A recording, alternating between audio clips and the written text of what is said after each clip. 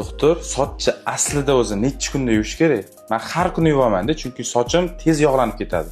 Men sizga hozir yechimini aytib beraman. Teringizni, sochingizni tez yog'lanib ketish sababi bu o't tufagingizdagi va ichagingizdagi o'zgarishlarga bog'liq. Bu siz yeyotgan ovqatlaringizga bog'liqlik joyi bor. Yog'li ovqatlar va qovurilgan ovqatlar, shirinliklar ko'p yegan paytingizda sochingiz tez yog'lanishga boshlaydi va ozgina ichingiz qochishga moyillik bo'ladi. Shuni hisobiga siz har kuni yuvasiz. O'zi aslida qanday bo'ladi? Kun ora yoki 3 kunda bir marotaba soch shampun bilan yuviladi. Shampunni qancha ko'p yuvadigan bo'lsangiz, sochcha demak asl o'zini yaltiroqlik va demak o'sishiga xalaqit qiladi.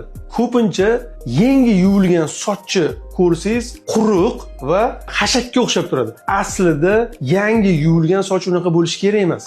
Yaltiroq va sizga bo'ysunuvchan bo'lishi kerak, xashakka o'xshab turishi kerak emas. Shuning uchun shampunda sulfat bo'lishi kerak emas. Shampun oladigan joyingizga kirsangiz, besulfatli shampun deydi. Qimmatroq bo'ladi. Nimani hisobiga? Arzon shampunlarda sulfat birikmasi bo'ladi. Uni miqdori yuqori bo'ladi. Shuni hisobiga sizni sochingizni xashakka o'xshatib qo'yadi. Besulfatli shampun oladigan bo'lsangiz, sochingizni xashakka o'xshatmasdan taraganingizda sizga quloq soladigan va uzoq muddat sizni boshingiz yog'liqlanmaydi. Xulosa qilib aytganda, sochni 2 kunda, 3 kunda bir marotaba yuvasiz. Sulfatsiz shampun ishlatishga harakat qiling va ratsioningizga ahamiyat bering. Yog'liq qancha ko'p yesangiz, organizmingizdan yog' shuncha ko'p chiqadi. Teringiz ham yog'liqligi ko'payib ketib qoladi va sochingiz ham yog'liqligi tez bilinadi. Bu videoni tanishlarga albatta yuborib qo'ying.